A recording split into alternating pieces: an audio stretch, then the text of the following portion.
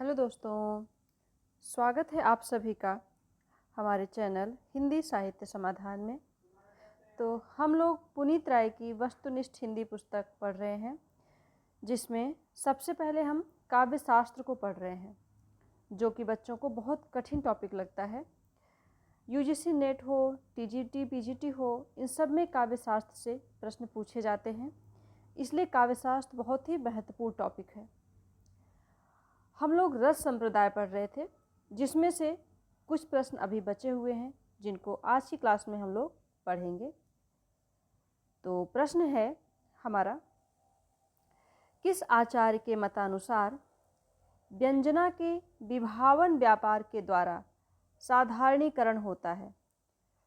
तो ये अभिनव गुप्त के मतानुसार। अगला है, किस आचार्य ने दोष दर्शन के आधार पर साधारणीकरण की प्रक्रिया का समाधान प्रस्तुत किया है? दोष दर्शन के आधार पर साधारणीकरण की प्रक्रिया का समाधान दिया किसने? पंडितराज जगन्नाथ ने।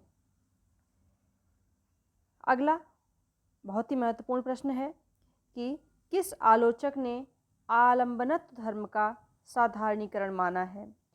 तो आलंबनत्व धर्म का साधारणीकरण माना आचार्य शुक्ल जी ने।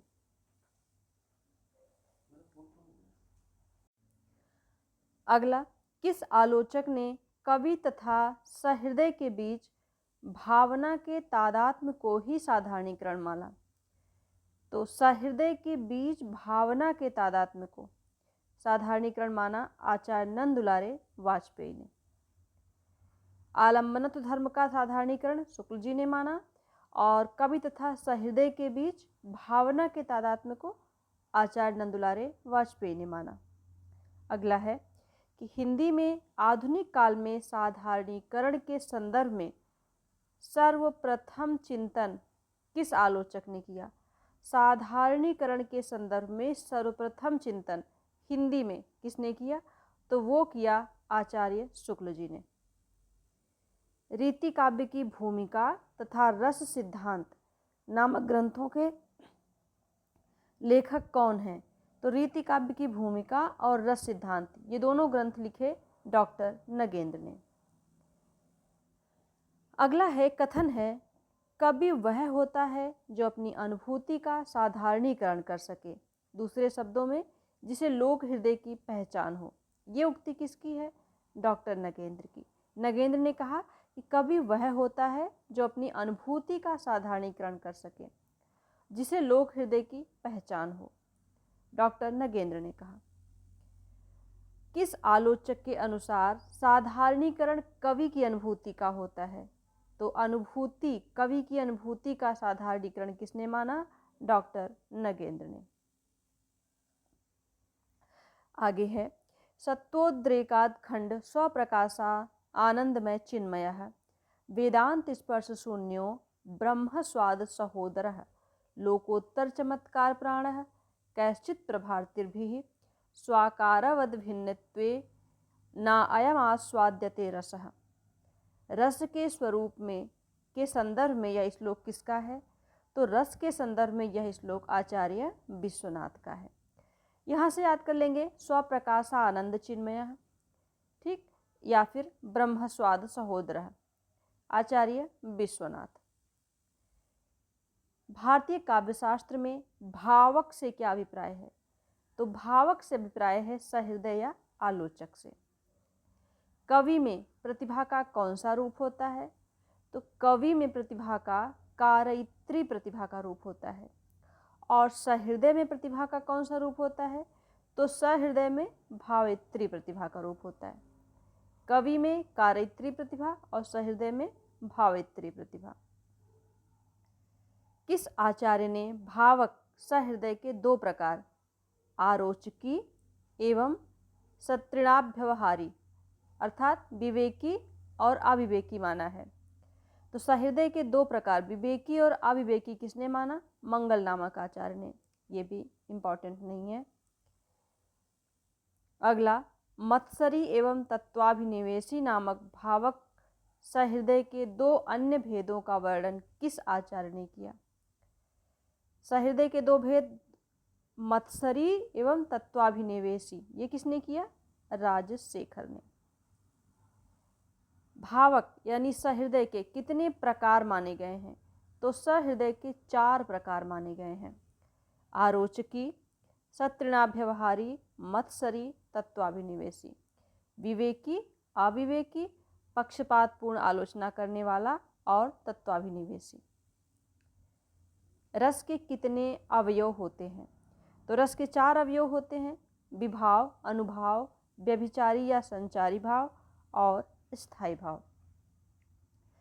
विभाव के कितने भेद होते हैं? तो विभाव के 2 भेद होते हैं, आलंबन और उद्दीपन। अब पूछा है कि आलंबन विभाव के कितने भेद होते हैं? तो आलंबन के भी 2 भेद होते हैं, आलंबन और आश्रय। अनुभाव की संख्या कितनी होती है? तो अनुभाव की संख्या 4 होती है, कायिक, मानसिक, आहार्य और सात्विक, ये 4 अनुभाव होते हैं। और सात्विक अनुभाव के कितने भेद होते हैं? तो सात्विक अनुभाव के 8 भेद माने गए हैं। ठीक, ये अनुभाव हो गया 4 भेद, कायिक, मानसिक, आहार्य और सात्विक। फिर सात्विक के भेद बताया 8 भेद, स्वेद, कंपन, रोमांच, स्तंभ, स्वरभंग, अश्रु, विवर्णता या वैवर्ण और प्रलय, ये 8 सात्विक भेद होते हैं। इन्हें याद करना बहुत इंपॉर्टेंट है, ये 8 हमें अच्छे से याद होने चाहिए। ठीक, अगला प्रश्न है कि व्यभिचारी या संचारी भाव की संख्या कितनी मानी गई है? तो संचारी भाव की संख्या 33 मानी गई है। औचित्यम रस सिद्धस्य स्थिरम काव्यस्य जीवितम, उक्ति किसकी है? तो औचित्य आ गया, तो क्षेमेंद्र की हो गई। भरत मुनि ने अनुभाव के कितने भेद किए? तो भरत मुनि के अनुसार अगर पूछे तो अनुभाव के 3 भेद होंगे, वाचिक, आंगिक और सात्विक। वैसे अनुभाव के 4 भेद होते हैं, लेकिन भरत मुनि के अनुसार 3 होते हैं। भानुदत्त के अनुसार अनुभाव कितने प्रकार के हैं? तो इन्होंने भी 4 ही माने, कायिक, मानसिक, आहार एवं सात्विक। आचार्य शुक्ल ने विरोध और अविरोध के आधार पर संचारियों के कितने वर्ग किए हैं? तो शुक्ल ने विरोध और अवरोध के आधार पर संचारी के कितने वर्ग किए? 4, सुखात्मक, दुखात्मक, उभयात्मक और उदासीन। अब यहाँ पर संचारी भाव जो 33 होते हैं उनके नाम दिए हुए हैं।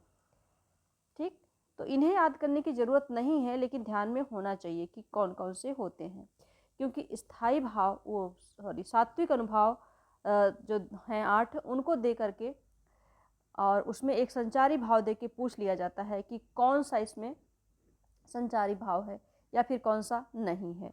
ठीक, तो इसलिए इनको भी हम जानेंगे।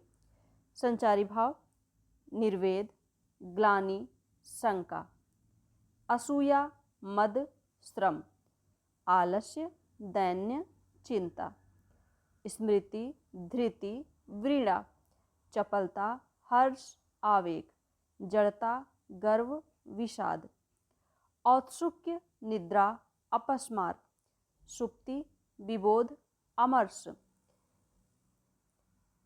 अवहिथा, उग्रता, मति, व्याधि, उन्माद, मरण, त्रास, वितर्क, मोह। तो सात्विक अनुभव के साथ साथ ये कभी कभी दिए जाते हैं कि इनमें से कौन सा संचारी भाव है का प्रकार है वो बताना है। जैसे विषाद को दे दिया जा चुका है, अपस्मार भी आ चुका है, अमर्ष भी आ चुका है और अवहिथा भी आ चुका है, व्याधि भी आ चुकी है। ठीक, तो इसलिए इनको जानना जरूरी होता है। संचारी भाव 33 प्रकार के होते हैं। भरत मुनि ने रसों की संख्या कितनी मानी? तो शुरू में ही पढ़ लिया था, 8 मानी है इन्होंने। दंडी ने कितने रसों का उल्लेख किया? दंडी ने भी 8 ही माना है। शांत रस को रस विवेचन में सर्वप्रथम किसने स्थान दिया? तो शांत रस को रस विवेचन में स्थान देने वाले हैं उद्भट। प्रेयान नामक नवीन रस की कल्पना सर्वप्रथम किसने की? तो ये की आचार्य रुद्रट ने। प्रेयान रस का स्थायी भाव क्या होगा? तो प्रेयान रस का स्थायी भाव हो जाएगा स्नेह। शांत, उदात्त और उद्धत नामक नवीन रसों की कल्पना किसने की? भोज ने। एकमात्र करुण को ही मूल रस, एको रसः करुण एव, किसने माना? आचार्य भवभूति ने। किस आचार्य ने अद्भुत रस को मूल रस, सर्वत्राप्यद्भुतो रसः माना है? अद्भुत रस को ही मूल रस किसने मान लिया? तो वो माना विश्वनाथ ने। ठीक। किस आचार्य ने श्रृंगार, रौद्र, वीर और विभत्स, इन चारों रसों को मौलिक रस कहा है और इन्हीं से हास्य, करुण, अद्भुत एवं भयानक रस का विकास स्वीकार किया है? तो वो हैं भरत मुनि। हमने पिछली क्लास में भी इनको देखा था ये प्रश्न। श्रृंगार को मूल रस, श्रृंगार रस को मूल रस किसने माना? आचार्य भोज ने। भक्ति रस को मूल रस किसने माना? तो मधुसूदन सरस्वती एवं रूप गोस्वामी ने। इन्होंने भक्ति रस को मूल रस माना है। एक ग्रंथ है भगवत भक्ति रसायन, इसके रचयिता कौन है? तो भगवत भक्ति रसायन लिखा मधुसूदन सरस्वती ने। रस सिद्धांत के प्रतिष्ठापक आचार्य कौन थे? भरत मुनि। किस आचार्य ने रस को काव्य की आत्मा घोषित किया? रस को काव्य की आत्मा किसने घोषित किया? विश्वनाथ ने। वाक्यम रसात्मकम काव्यम, उक्ति किसकी है? विश्वनाथ की। वाक्यम रसात्मकम काव्यम, इसी का ये हिंदी अनुवाद है। रस को काव्य की आत्मा किसने माना? विश्वनाथ ने। वाक्यम रसात्मकम काव्यम किसकी? विश्वनाथ की। रस विवेचन के संदर्भ में किस विद्वान ने निष्पत्ति का अर्थ उपचिति या फिर उत्पत्ति किया? भट्ट लोलट ने। और निष्पत्ति का अर्थ अभिव्यक्ति किसने किया? तो अभिव्यक्ति अभिनव गुप्त। रस विवेचन में चित्र तुरंग न्याय, इसकी कल्पना किसने की? तो चित्र तुरंग न्याय की कल्पना करने वाले हैं आचार्य शंकुक। आगे है कि साधारणीकरण की प्रक्रिया में मधुमती भूमिका, क्या? मधुमती भूमिका की चर्चा किसने की? केशव प्रसाद मिश्र ने। केशव प्रसाद मिश्र ने ही मधुमती भूमिका की चर्चा की थी। अगला प्रश्न है कि रस का विरोध किस विद्वान ने किया था? रस का विरोध करने वाले विद्वान कौन हैं? तो वो हैं भामह।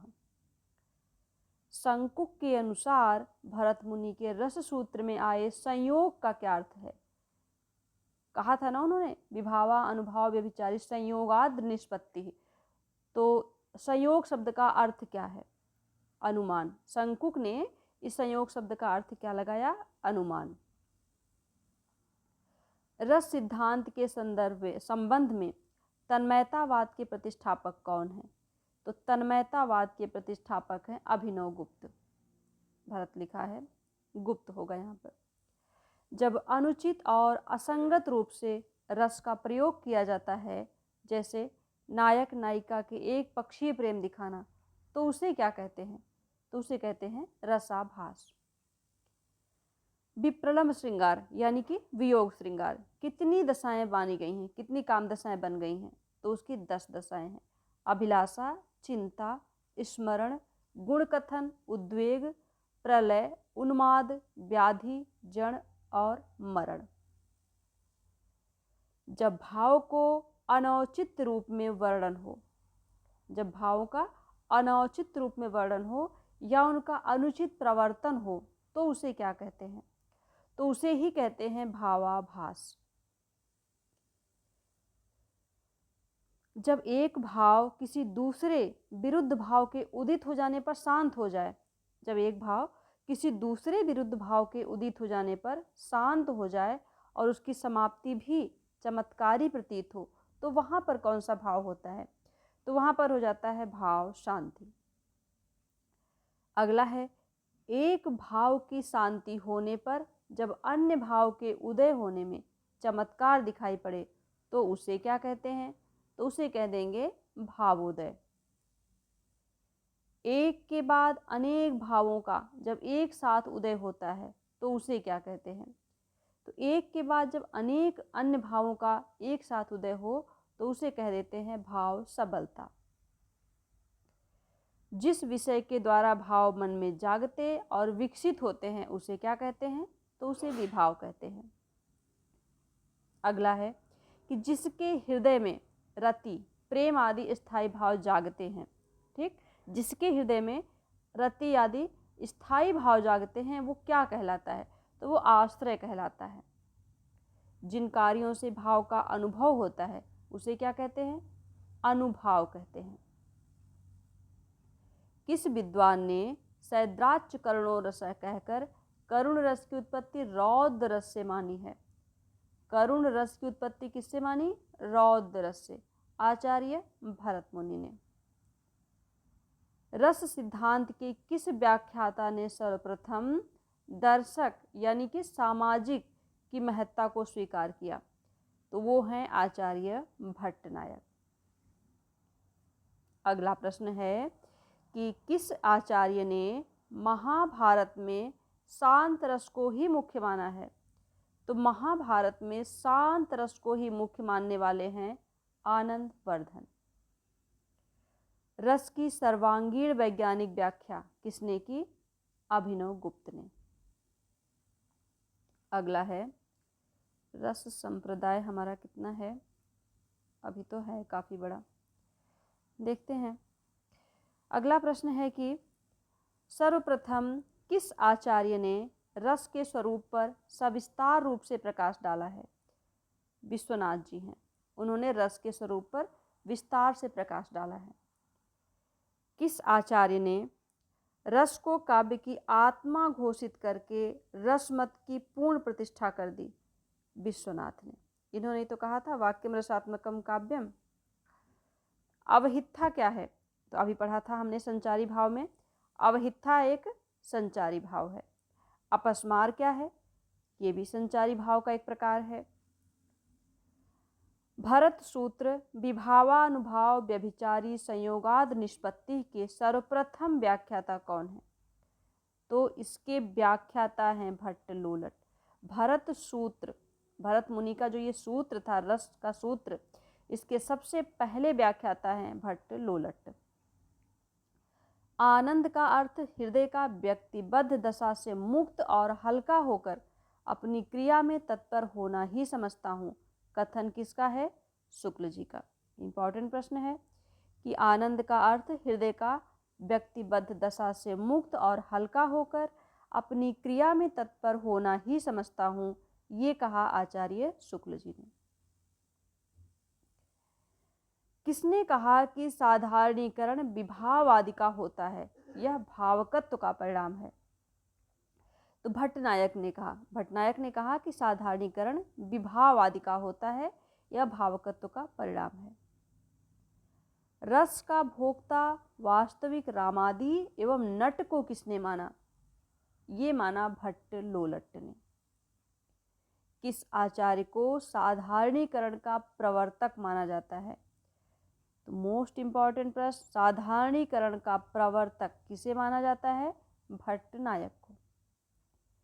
न्याय सिद्धांत के आधार पर रस निष्पत्ति की व्याख्या किसने की, तो न्याय सिद्धांत के आधार पर रस निष्पत्ति की व्याख्या करने वाले हैं शंकु। सांख्य दर्शन, सांख्य दर्शन के आधार पर रस निष्पत्ति की व्याख्या करने वाले कौन हैं, भट्टनायक। न्याय सिद्धांत के आधार पर शंकुक, सांख्य दर्शन के आधार पर भट्टनायक। किस आलोचक के अनुसार साधारणीकरण कवि भावना का होता है, किसका होता है, साधारणीकरण कवि भावना का होता है, डॉक्टर नगेंद्र। सहृदय की चेतना का साधारणीकरण किसने माना, तो ये माना केशव प्रसाद मिश्र ने। किस आलोचक ने भावक या पाठक का साधारणीकरण माना, तो भावक या पाठक का साधारणीकरण मानने वाले हैं श्याम सुंदर दास।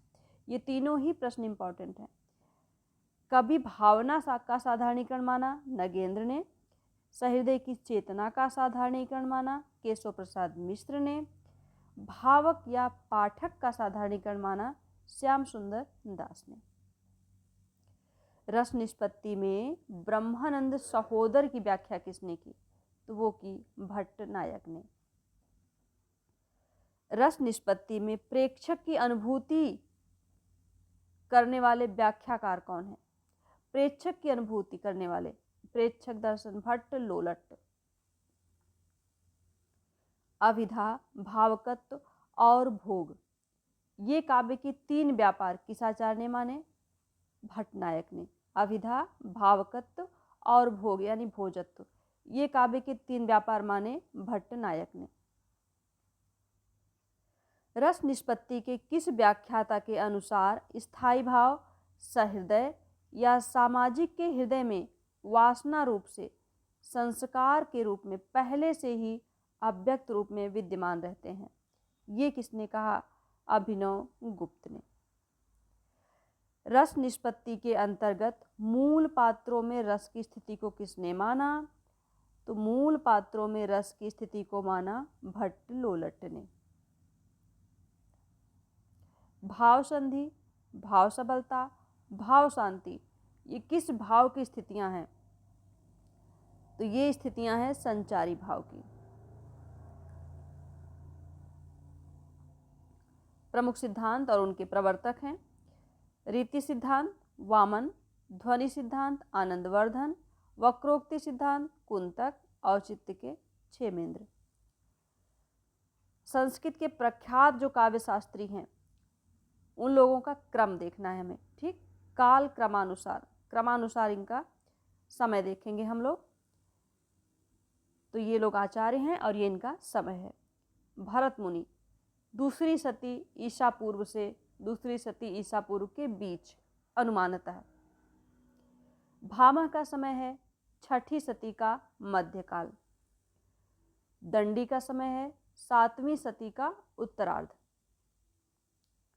वामन का है 8वीं या 9वीं सदी के बीच। उद्भट का है 9वीं सदी का पूर्वार्ध। रुय्यक का 9वीं सदी का आरंभ है। शंकुक का 9वीं सदी का आरंभ है।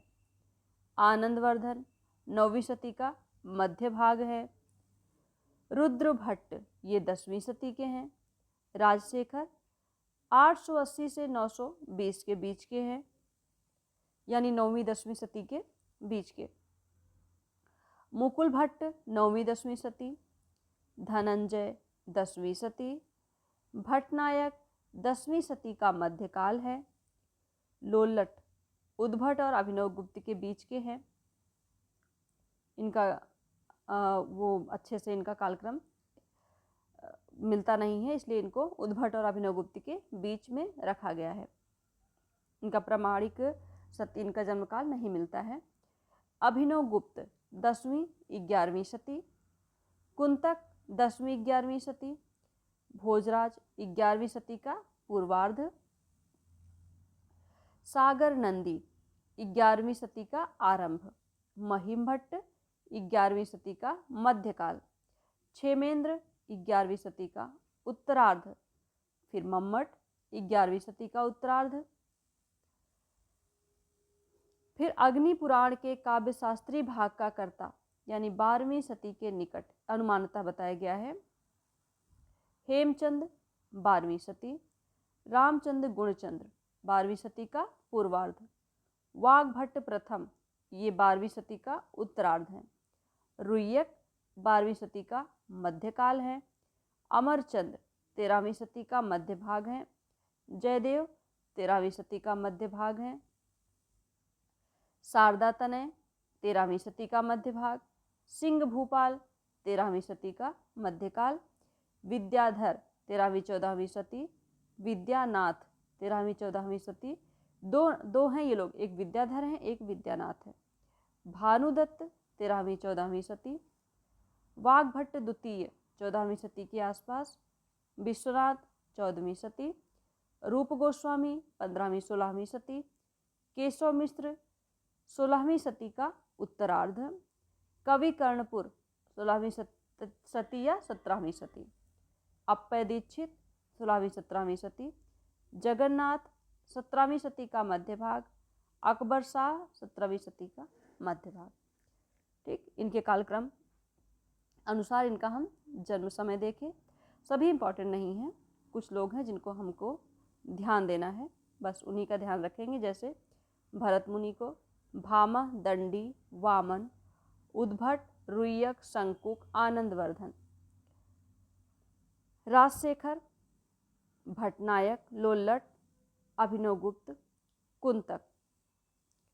फिर आते हैं, इनको देखेंगे हम क्षेमेंद्र को, मम्मट को, हेमचंद को और जयदेव को, और हम देखेंगे विश्वनाथ को, रूप गोस्वामी को, ठीक, अप्पय दीक्षित को, जगन्नाथ को। यही लोग इम्पॉर्टेंट हैं, इन लोगों का समय हमें याद करना है। ठीक, तो यहाँ पर हमारा रस संप्रदाय कंप्लीट होता है। तो दोस्तों, काव्य शास्त्र से घबराने की जरूरत नहीं है। कुछ संप्रदाय हैं, कुछ प्रवर्तक हैं, कुछ ग्रंथ और महत्वपूर्ण कथन हैं, उन्हें ही हमको पढ़ना है, अच्छे से तैयार करना है। इससे अलग कुछ भी नहीं आता एग्ज़ाम में। ठीक, तो क्लास कैसी लगी? अपनी प्रतिक्रियाएं आप लोग ज़रूर दिया करें।